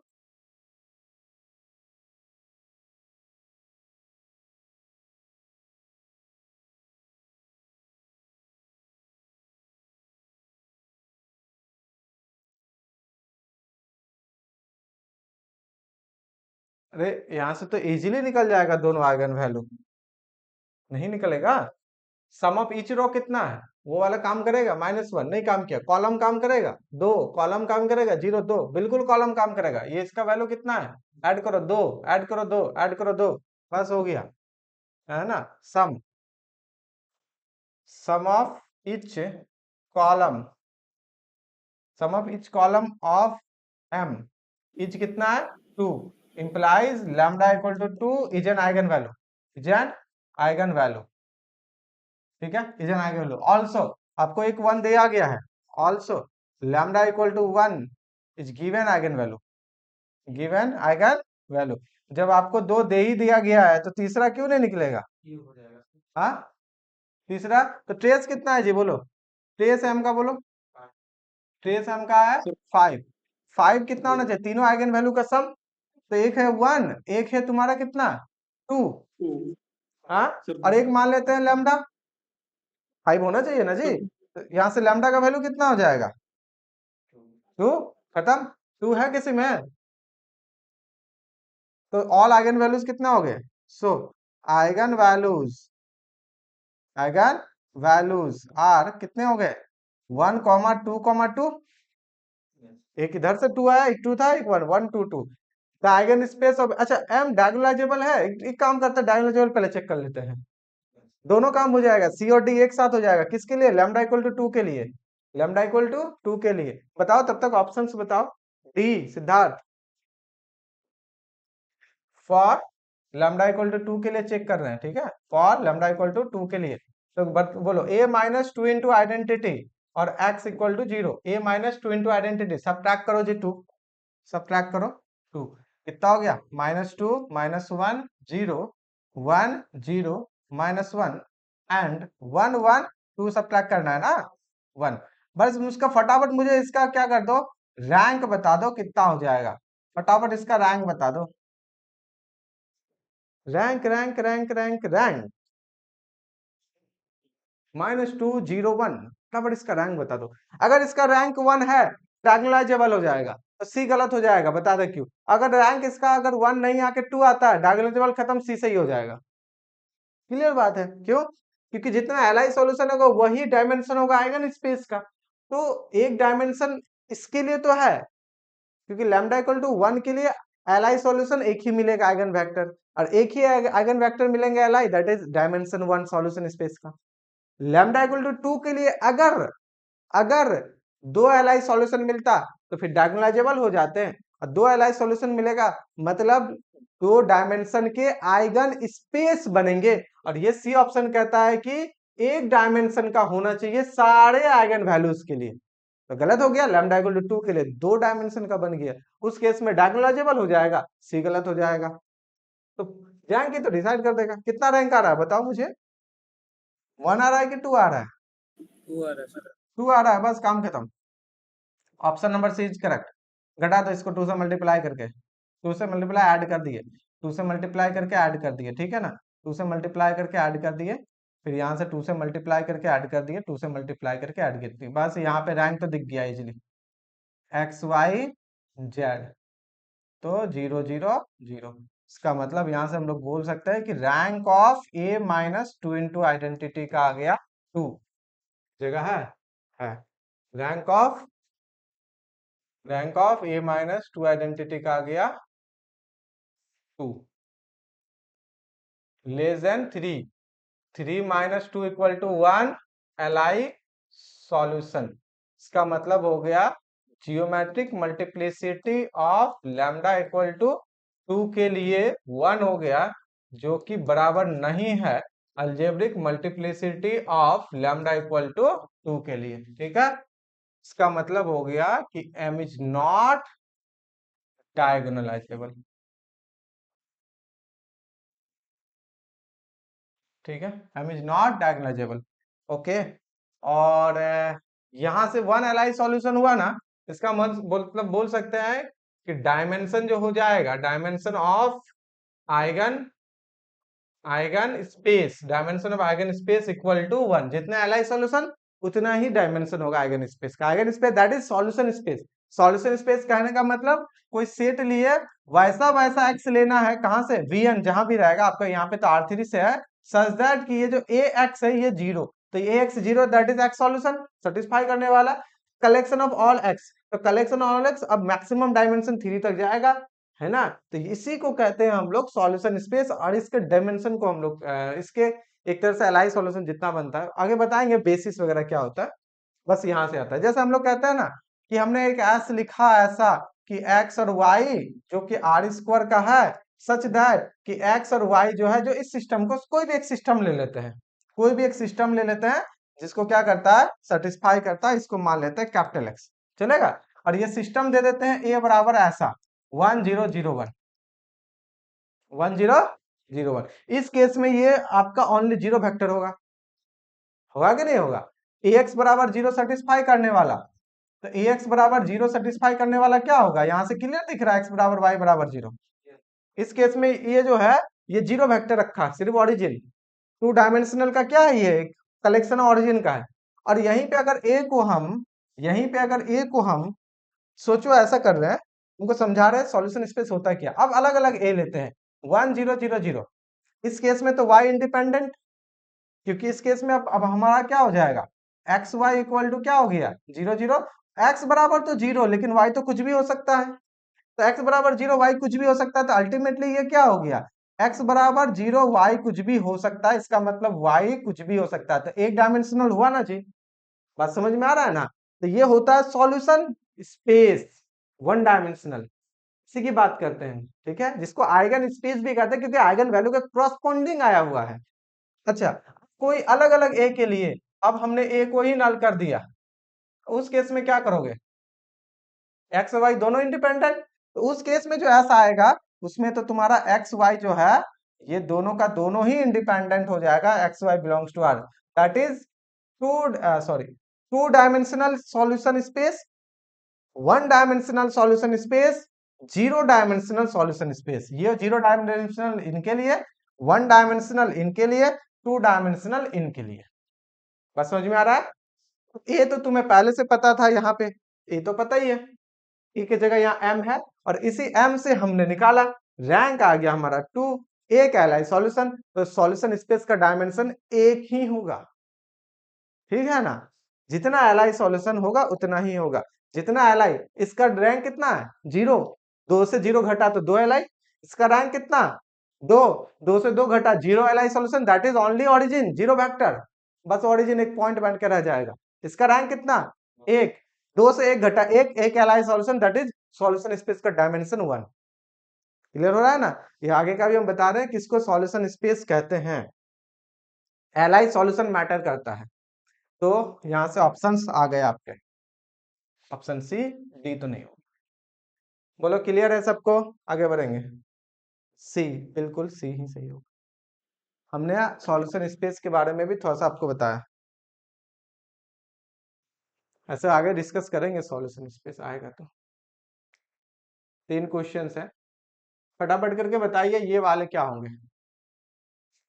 PA denote the characteristic polynomial of a matrix then for which the following matrices PAX minus PA inverse X is a constant।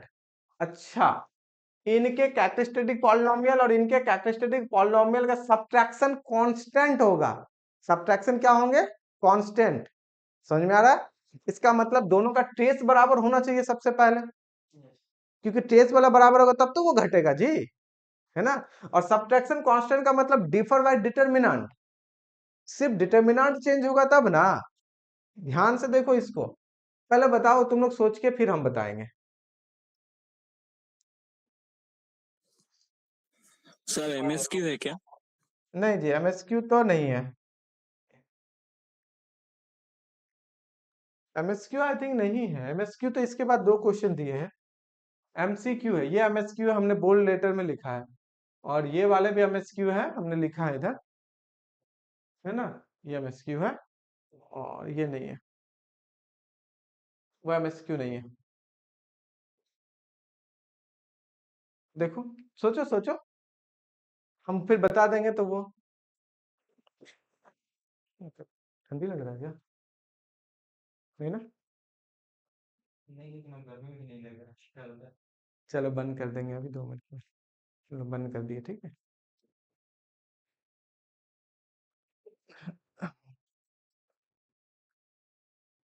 सब आएगा कल से।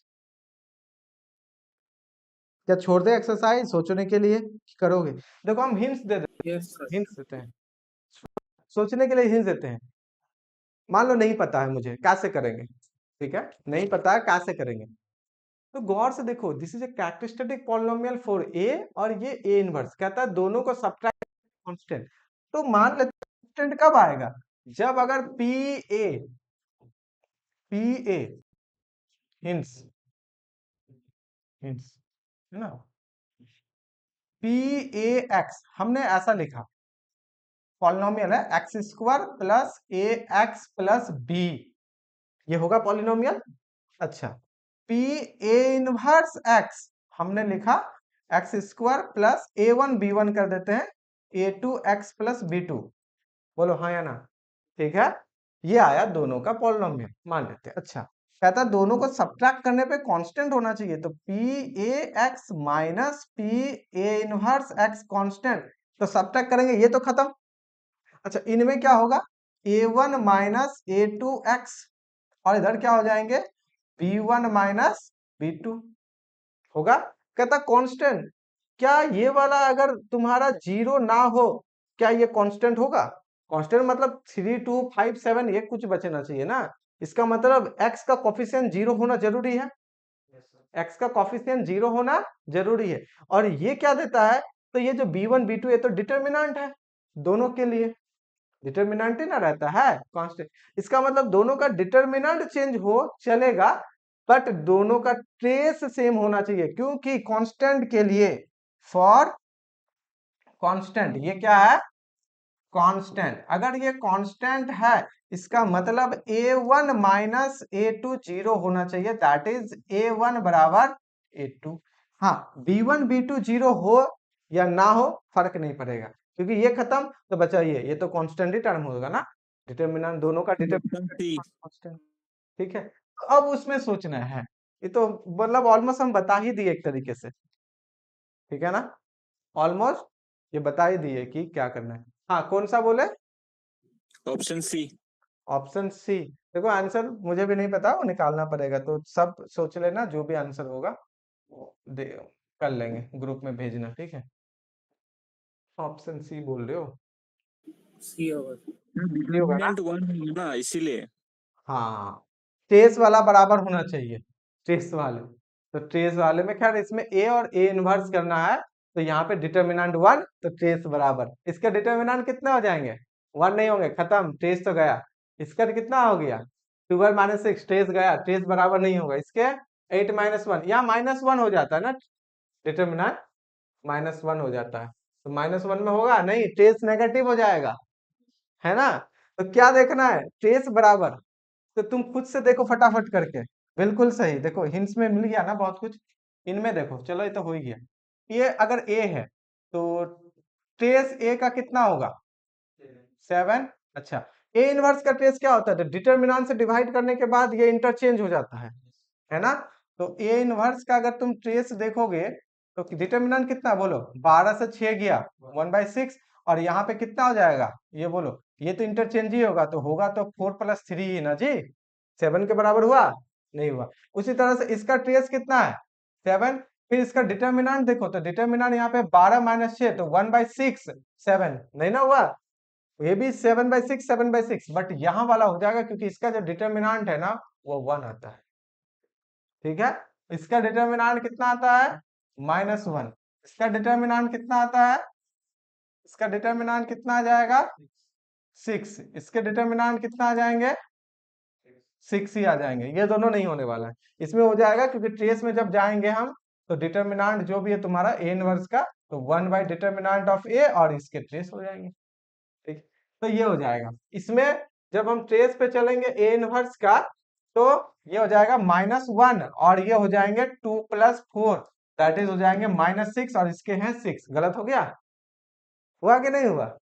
तो आसानी से तो क्या काम किए, सिर्फ विजुअलाइजेशन किए कि अच्छा ये कांस्टेंट, मतलब ये कांस्टेंट, ये फर्क डिफर हो चलेगा, बट ये दोनों सेम होगा तभी तो एक्स का कोफिशिएंट 0 होंगे तो कांस्टेंट, नहीं तो फिर ये कांस्टेंट कहाँ हुआ, 1 डिग्री का पॉलिनोमियल हो गया, है ना?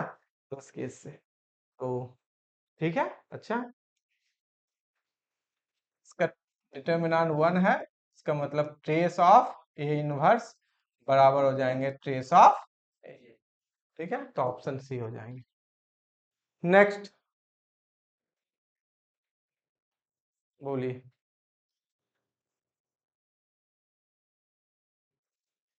बस 2 क्वेश्चन है आज, जयां वाला बनाइएगा, हम भेजते हैं, ठीक है, भूल जाते हैं। प्रैक्टिस प्रॉब्लम वाला आइगन वैल्यू आइगन वेक्टर बनाइए, उसको अलग से टाइमिंग देके हम दिन में कभी करेंगे, क्लासेस के टाइम में फिर बहुत डिले हो जाएगा, मुझे कंप्लीट भी करना टाइमली मैथमेटिक्स पोर्शन को, ठीक है।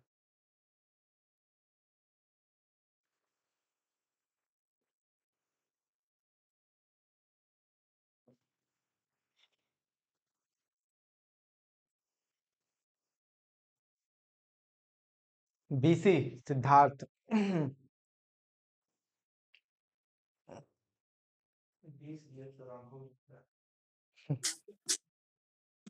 सर थोड़ा हिंट्स दीजिए। क्या हिंट्स दें? यस सर, इसमें आइडिया नहीं लग रहा है कैसे सोचना है। हाँ रुक जाओ, मुझे भी देखने दो। आइडेम्पोटेंट मैट्रिक्स है। Let P be a square matrix such that P square, हाँ आइडेम्पोटेंट तो है, तो आइगन वैल्यू 0 1 हो गया। Okay, which of the following statement are true, trace of P is an irrational number. अरे कैसे नहीं हुआ, हिंट्स तो दिया गया, आइडेम्पोटेंट आइगन वैल्यू क्या होगा, सिंस यहाँ दिया गया पी स्क्वायर बराबर पी, इसका मतलब लैम्डा कितना हो गया, 0 और 1, है ना, आइडेम्पोटेंट मैट्रिक्स लैम्डा 0 1, तो 0 1 हो गया, तो ट्रेस क्या होगा भाई, इसी का तो अलजेब्रिक मल्टीप्लिसिटी होगा, तो 0 को जितना बार भी जोड़ेंगे 0 ही, 1 को उतने टाइम्स करेंगे 1 ही, दोनों को ऐड करेंगे तो रेशनल ही होगा, तो कहता है कि trace of P is an irrational number. होगा कभी? नहीं होगा, ट्रेस भी इरेशनल होगा, क्योंकि 0 1 का ही तो अलजेब्रिक मल्टीप्लिसिटी वगैरह जाएगा ना ट्रेस में, कि कौन कितने टाइम्स रिपीट कर रहा है, कुछ भी करो, 1 को 3 टाइम्स करेंगे 3, 0 को 5 टाइम्स करेंगे 0, ऐड करेंगे तो रेशनल, खत्म। ट्रेस ऑफ पी बराबर, हाँ ये जो है ना स्टेटमेंट स्ट्रेट फॉरवर्ड है, ये ट्रेस और रैंक जो होता है ना ये हमेशा बराबर होता है, इसे एज ए नोट कीजिएगा, ठीक है ना, इसको ना एज ए नोट लेना है, नोट। आइडेम्पोटेंट मैट्रिक्स में ट्रेस और रैंक हमेशा बराबर होता है, ठीक है, ये भी क्वालिटी है, बुक्स में जल्दी नहीं मिलता, लेकिन स्टेटमेंट वाले जो बुक्स वगैरह मिल जाए उसमें ये दे देता है, ठीक है, कि रैंक और ट्रेस जो है वो हमेशा बराबर होता है आइडेम्पोटेंट मैट्रिक्स में, तो ये नोट कीजिएगा, मतलब एक स्टेटमेंट है, ट्रेस और rank always same. Trace of P is N integer, trace P integer होगा, बोलिए। हाँ बिल्कुल, यस सर। बिल्कुल, यस 0 सर। और 1 मल्टीपल ही तो होंगे, है ना, इसके मल्टीपल ऐड करने पे इंटीजर ही तो होगा। Trace of P is an imaginary complex number, नहीं होगा, खत्म। कहां से, ये वाले, हाँ एक ऑप्शन आप नहीं बता सकते थे अगर माइंड में नहीं रहा कि ट्रेस और रैंक बराबर होता है, बाकी आप ए सी डी के बारे में तो बोल ही सकते हैं, है ना, जैसे हमने देखा आइडेम्पोटेंट लैम्डा 0 1 हो गया, बस काम खत्म। बोलिए, क्लियर है, नेक्स्ट करें। सर आपने बताया था पिछले लेक्चर में बी का। बताए थे क्या? हाँ सर। अच्छा ठीक ठीक, मुझे याद नहीं है, कोई नहीं, इसको लिख लेना, ये इससे रिलेटेड ना क्वेश्चन आता है, ये 2020 में पूछा है, लेकिन गेट में रिजल्ट में पूछा है, और जैम में भी पूछा है, 2024 में पूछा है, 5 में नहीं पूछा, 4 में पूछा है, इससे रिलेटेड कॉन्सेप्ट, तो ये नोट करके अलग से लिख लेना ऑप्शन नंबर बी को। चलो हाँ, एक लास्ट क्वेश्चन आज का है, बाकी क्वेश्चन और बहुत है, बट आप लोग बनाइए थोड़ा थोड़ा करके।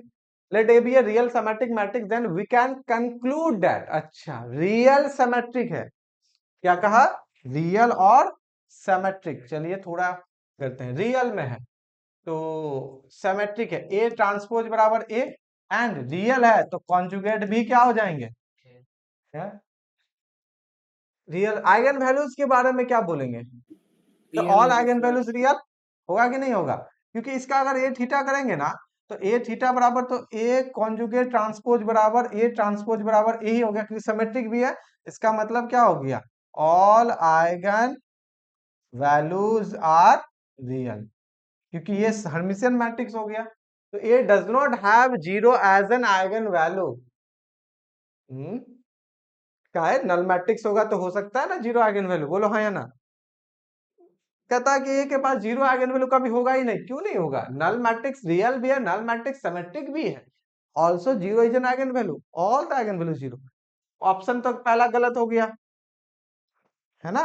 पहला के लिए क्या बोल सकते हैं? If A is null, null matrix, बस नल मैट्रिक्स आपका रियल भी है और सिमेट्रिक भी है, गया। All eigen values of A are real, बिल्कुल। If A inverse exist then A inverse is real and symmetric. अगर ए इनवर्स एग्जिस्ट करता है तो कहता है कि रियल और सिमेट्रिक होगा। बोलिए ये बात सही है? सी नंबर के लिए A has at least one positive eigen value, गलत। Identity matrix, identity matrix all the eigen values are negative. अब आइडेंटिटी ले लेते हैं डी नंबर के लिए। ये बराबर माइनस आई, कितना बाई कितना ऑर्डर है? कोई भी ऑर्डर का ले लेते हैं, minus of I. All eigen values कितना हो गया? बोलिए। ए ट्रांसपोज बराबर कितना? माइनस आई, एंड ए का कॉन्जुगेट करेंगे तो भी माइनस आई, है ना। तो इसका मतलब हो गया एंड ऑल आइगन वैल्यूज क्या हो गया? बोलो। हाँ, all eigen values are negative, है ना। ये कहता है कि A has at least one positive eigen value, कम से कम एक पॉजिटिव होगा। बात तो गलत हो गया, ये भी गलत। अब बचता है ए इनवर्स अगर एग्जिस्ट करेगा तो A inverse real and symmetric. हाँ जी, क्यों नहीं होगा? तुम खुद सोच के देखो। अगर ए इनवर्स एग्जिस्ट करता है तो ट्रांसपोज और इनवर्स क्या करता है? एक दूसरे को इंटरचेंज करता है ना। जैसे एग्जाम्पल के लिए देखो, अगर हम लोग लिखेंगे ए इनवर्स का ट्रांसपोज तो ये इजीली ए ट्रांसपोज का इनवर्स हो जाएगा, और जो कि ए ट्रांसपोज ए होता है इनवर्स। इसका मतलब ए इनवर्स भी सिमेट्रिक। अगर ए सिमेट्रिक तो ए इनवर्स भी सिमेट्रिक। बात समझ में आ रहा है? दूसरा, एंड ए इनवर्स का कॉन्जुगेट करेंगे ना तो ये हो जाता है ए का कॉन्जुगेट का inverse, that is A inverse. तो ए इनवर्स का conjugate inverse, that is real का रियल आ गया। तो ऑल आइगन वैल्यूज क्या हो गए? इसके भी रियल हो गए। कहता है कि if A inverse exist then A inverse is real and symmetric, बिल्कुल। सर हाँ सर आपने ए ट्रांसपोज पोज ए तो चलो सही लिखा है सर। ए कॉन्जुगेट ए कैसे सर? कौन सा? स्टेटमेंट में तो नहीं कहा सर। ए कॉन्जुगेट ए कैसे लिखा सर? ये वाले बोल रहे हो? ये Yes, रियल yes. के वजह से। रियल मैट्रिक्स का मतलब क्या होता है? All the All the entries entries are are real. हाँ, तो जब रियल है तो कॉन्जुगेट बराबर होंगे ना, Yes, क्योंकि yes. कॉन्जुगेट तो वर्क करते हैं इमेजिनरी के लिए, इसलिए। सर वो तो मैं समझ गया सर। हाँ, इस तो टाइम बस इसका उसी क्या के बेनिफिट है क्या सर? हमने कॉन्जुगेट लिया ही क्यों? इसीलिए लिया क्योंकि यहाँ से हम ऑल आइगन वैल्यूज रियल भी बता पाएंगे ताकि हर्मिशियन बना पाए। और हर्मिशियन का हमने बताया था कि हर्मिशियन के सारे आइगन वैल्यूज रियल होते हैं, ठीक है। तो वो मेरे माइंड में आया तो हमने वो ले लिया, क्योंकि तो फिर रियल को आप यूज करना है ना। आप बोलोगे अच्छा रियल मैट्रिक्स अगर सिमेट्रिक हटा दे तो रियल मैट्रिक्स के आइगन वैल्यू इमेजिनरी भी आ सकते हैं, अगर सिमेट्रिक्स हटा देंगे तो। जैसे एग्जांपल, इसीलिए हमने वो कॉन्जुगेट पे मतलब हर्मिशियन पे लिया। अगर आप कोई मैट्रिक्स लेते हो 0 1 -1 0, इसके आइगन वैल्यूज क्या है? हाँ 0 1, हाँ आइगन वैल्यूज क्या है? प्लस माइनस आयोटा है ना। आइगन वैल्यूज क्या है? इमेजिनरी है, बट मैट्रिक्स तो रियल है, लेकिन आइगन वैल्यू इमेजिनरी है क्योंकि ये स्क्यू सिमेट्रिक में गया। तो सिमेट्रिक वाले के लिए ये चीजें, और रियल को हमने एज ए कॉन्जुगेट यूज किया ताकि इन दोनों को मिला के हम इसको क्या बना पाए? एक हर्मिशियन मैट्रिक्स, है ना। और हर्मिशियन मैट्रिक्स के आइगन वैल्यूज रियल होते हैं, ये हम ऑलरेडी लिखा चुके हैं। इस पे बेस्ड करके हम सारे को बना दिए, इसीलिए हमने रियल को कॉन्जुगेट का मतलब रियल से कॉन्जुगेट हेल्प ले लिया। मतलब कुछ गया दिमाग में? सर सर वो तो समझ आ गया सर। रियल सिमेट्रिक मैट्रिक्स के भी आइगन वैल्यूज तो रियल ही होते हैं ना? हाँ, लेकिन रियल सिमेट्रिक मैट्रिक्स रहते हैं तो भी आइगन वैल्यूज रियल ही होता है, बस यही वाला है। तो वो वाले कॉन्सेप्ट तो ठीक यहीं से आ जाता है ना। अगर कोई हर्मिशियन मैट्रिक्स रियल है तो वो सिमेट्रिक हो जाएंगे, अब वहां से फिर आइगन वैल्यूज रियल हो जाते हैं। ये भी हमने लिखाया था, तो वो आया कहाँ से था? वो हर्मिशियन मैट्रिक वाले कॉन्सेप्ट से आया था। ठीक है, कि एवरी रियल हर्मिशियन मैट्रिक्स जो है वो रियल सिमेट्रिक हो जाते हैं, और चूंकि वो हर्मिशियन आइगन वैल्यूज रियल है तो सिमेट्रिक मैट्रिक्स के भी ऑल आइगन वैल्यूज रियल हो जाएंगे, रियल वाले अगर रहते हैं तो। एक दूसरे पे ही तो वो बेस्ड है। ऐसे भी हम डायरेक्ट भी कर सकते थे, इसको बिना लिखे भी कर सकते थे, बट माइंड में आया तो वो लिख दिए। कोई बड़ी ये नहीं है, कोई दिक्कत नहीं है। एवरी तो फिर हम वो नोट ही ना हो गया एक तरह से कि एवरी रियल सिमेट्रिक मैट्रिक्स, है ना, all the eigen values of real symmetric matrix are real, वही वाले तो स्टेटमेंट है। ठीक है, तो अब एज अ स्टेटमेंट ही सोचिए कि हमने आपको एज अ स्टेटमेंट ऑप्शन में डाल दिया, वहां से कम तो उसको प्रूव कैसे करेंगे? तो थोड़ा सा लिख दिए उसके लिए, वो भी ठीक है। क्लियर? ये स्टेटमेंट है। अगर हम इस क्वेश्चन ना बना के हम बोले वी कैन कंक्लूड दैट, या बोलते हैं उसके बाद देन, यहीं के बाद हम लिख देते हैं देन में ये वाले स्टार करके ये वाले हम दो लिख देते हैं कि ये दोनों रिजल्ट होता है, तो भी सही हो जाता है। ठीक है, ये चीजें, बट हम इसे एज अ क्वेश्चन बना दिए। बहुत क्वेश्चन है इसके अलावा अच्छे अच्छे जो कि आप सॉल्व कर सकते हैं।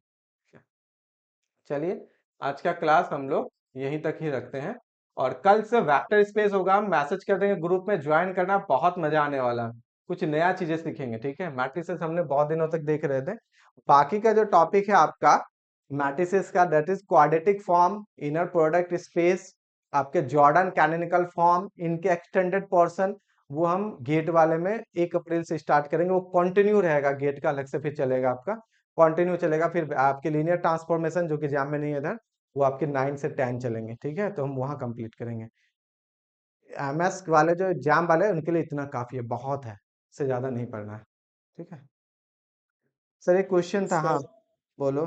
टेस्ट 4 का डेडलाइन अभी आज के लिए एक्सटेंड कर दीजिए। ओके ठीक है, ठीक है, हम डेडलाइन एक्सटेंड कर देते। कब देना? आज देना है? हाँ सर, अभी देना है।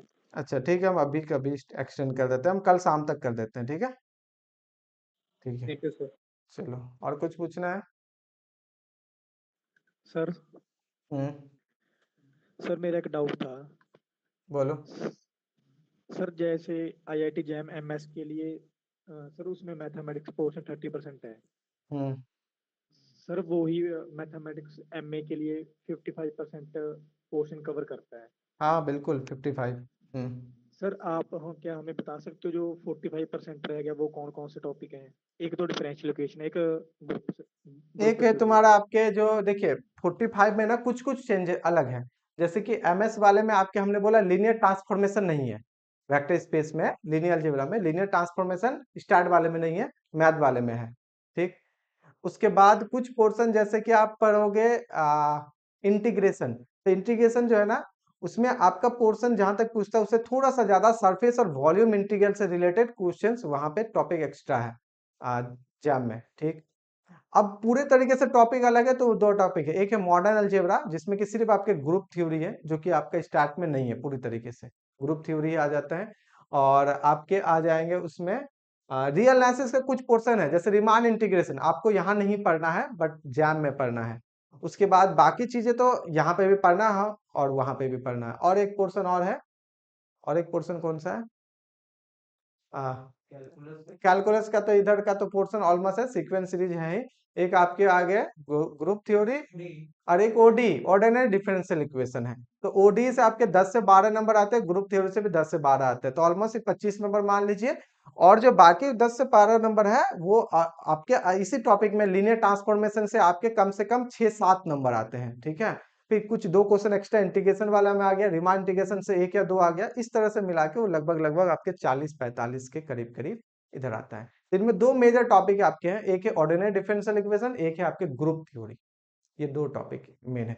और अब हम जो आपको पढ़ा रहे हैं ना, ये आपको जैम मैथमेटिक्स को देखते हुए भी पढ़ा रहे हैं, ताकि अगर आप स्टार्ट दोगे तो बहुत आराम से होगा, उसमें आप 30 में से 25-27 तक लेके आ सकते हो मैथ, इतना तक आपका स्ट्रॉन्ग कर देंगे। ठीक है ना, लेकिन अगर मैथमेटिक्स वाले दोगे उनमें भी आप इजिली 55% के क्वेश्चंस को अटेम्प्ट कर सकते हो यहाँ से ही।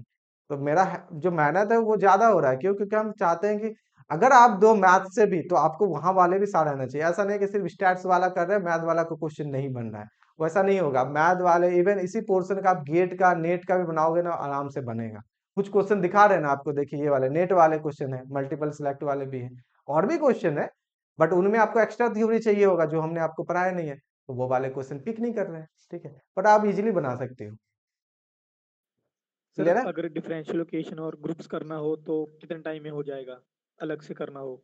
अलग से करना हो तो वो आपको लगभग 1 और 1 2 महीना, 2 महीना तो लगेगा, 2 महीना लग जाएगा, ठीक है। 2 महीना अगर आपको मैथ वाले भी तैयारी करना है तो कुल मिला के आप मान के चलो 2.5 से 3 महीने लग जाएंगे, क्योंकि लीनियर अलजेब्रा कुछ पोर्शन है, इंटीग्रेशन कुछ पोर्शन है, रीमान इंटीग्रेशन के थोड़ा थोड़ा करके है, 2.5 महीना उधर लगेगा। मतलब अगर आप मैथ वाले भी क्लियर करोगे ना, जो मेरा आपके तो स्टार्ट वाला मेरा खत्म हो जाएगा, ठीक है। हम रिकॉर्ड बंद कर दें।